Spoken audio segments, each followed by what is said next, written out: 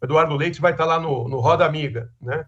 E parece que eles estão tentando salvar o rapaz dos erros que cometeu. Ele está no governo há 5 anos e meio, gente. 5 anos e meio. Ele não entrou há 1 ano e meio como presidente Lula. Né? Ele está governando esse Estado, foi eleito numa coligação com o Bolsonaro, né?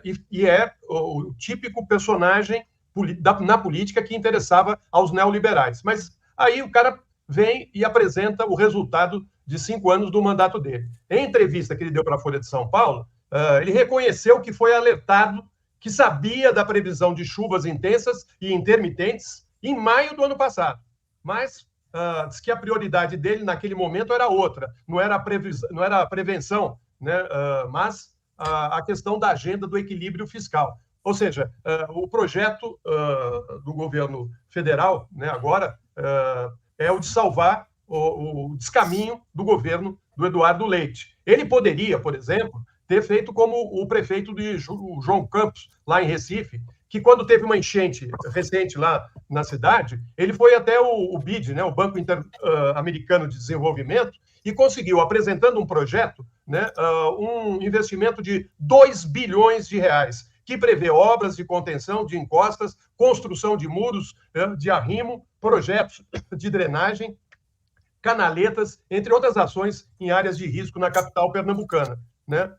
O Eduardo Leite, então, não fez nenhum projeto, não apresentou nenhum projeto nesse sentido, porque, ao que parece, a prioridade dele não era preservar as vidas dos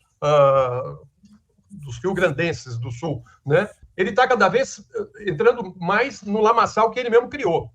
É isso que me parece. Quanto mais ele fala, mais ele se complica. Né? E essa coisa da arrogância e a maneira deselegante com que ele se referiu ao presidente Lula e ao ministro Pimenta o Paulo Pimenta, né, é muito grave, é um desrespeito. Eu li a entrevista, né, como uma confissão, porque não é apenas uma declaração, uma opinião dada.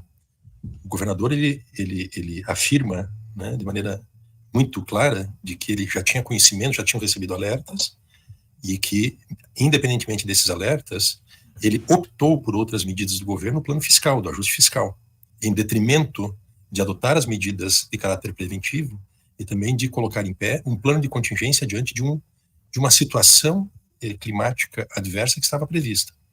Inclusive é importante voltar um pouco atrás, porque pelo menos desde 2022, pelo menos, já se sabia, e ele era governador do estado, então, que esta região do Rio Grande do Sul, nós conversamos outro dia com a Luciana Gatti a esse respeito, o território do Rio Grande do Sul, ele é um dos epicentros mundiais desses eventos climáticos severos. Em 2003, tivemos pelo menos 3 situações de enchentes, e numa delas, em setembro de 23, o governador e o prefeito de Porto Alegre foram alertados que entre abril e maio de 2024, ou seja, menos de 9 meses depois da ocorrência daquela enchente severa em 23, que causou danos que até hoje não foram reparados, haveria um novo evento. 54 mortes. Isso, e que haveria um novo evento ainda mais severo previsto para abril e maio. Isso foi como uma profecia que se cumpriu, né? Aconteceu, e numa magnitude, esse é o problema que eu queria aqui compartilhar com vocês, porque ninguém está sendo leviano aqui de dizer que tanto o prefeito de Porto Alegre quanto o governador do estado são responsáveis pelo evento climático, embora as políticas nos governos que eles desenvolvem, o campo ideológico que eles pertencem, tenham responsabilidades por essa forma que o capitalismo predador e devastador está causando do aumento, né, da temperatura média do planeta. Mas eles não são responsáveis por isso. Agora, eles são diretamente responsáveis, né, pela magnitude dos danos havidos e das perdas, tanto materiais como devidas. No caso do governador Eduardo Leite, esta situação de hoje, onde ele assume e ele confessa, fica muito bem evidenciada. No caso do prefeito de Porto Alegre, é ainda mais grave, porque existem, inclusive, processos administrativos que foram simplesmente desconsiderados pela administração municipal desde 2018, e Porto Alegre é dotada de um sistema robusto e eficiente que protegeria a cidade, pelo menos até uma cota de elevação do Guaíba de 6 metros de altura. E só finalizo comentando com vocês, em setembro e novembro do ano passado, quando a cota do Guaíba já atingiu o nível de inundação, nível de alerta de 2,5 metros de altura, mas em setembro atingiu 3,18 metros de altura, ou seja, já de inundação, e em novembro 3,46 metros de altura. E ali a prefeitura já sabia que as comportas não estavam funcionando, que faltava, o que eu vou falar é prosaico, mas é verdade, estava saltado o trilho que as portas das comportas correm, faltava parafuso de pressão e faltava borracha de vedação, além de as bombas das 23 estações de bombeamento estavam com problemas tanto de altura de localização como de falta de um plano de contingência na eventualidade de faltar energia elétrica e, portanto, a cidade ficaria desprotegida. Então, isto tudo que eu estou comentando é parte, digamos, de um grande acervo, né, que ele é incriminador desse personagem. A questão para mim, pessoal, vai saber, o Ministério Público e o Judiciário atuarão. A experiência recente que a gente tem de uma postura do Ministério Público Estadual em relação ao plano de emergência preparado por técnicos qualificados para esgotar a água da cidade em 48 horas, o Ministério Público não tratou disso com a urgência que mereceria, eu tenho lá, porque é um aparelho ideológico que funciona contra as administrações progressistas.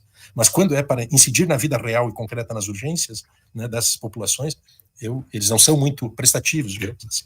Deve ser a 300ª entrevista do governador Eduardo Leite na mídia amiga, não é? E, então, essa do Roda Viva de hoje é também mais uma, né? Talvez seja a culminância dessa sessão de entrevistas generosas, não é? Hoje saiu na Folha e no Globo, não é? E só em último caso se destaca essa declaração quase sincericida do governador Eduardo Leite, não é? Porque os títulos tentam ocultar essa decisão que o incrimina, né? Que o criminaliza. Então tem são entrevistas voltadas para justificar a ação do governador tucano, né?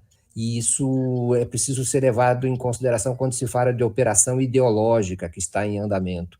Na Folha, por exemplo, e mesmo no Globo, o destaque está para questões secundárias, como, por exemplo, o fato de que houve alertas, mas o governador estava envolvido havia outras agendas. Não se destaca que essa agenda era a agenda fiscal, ou seja, que o fiscalismo, a austeridade fiscal, a prioridade para o corte de gastos acabou desguarnecendo a população gaúcha nesse caso.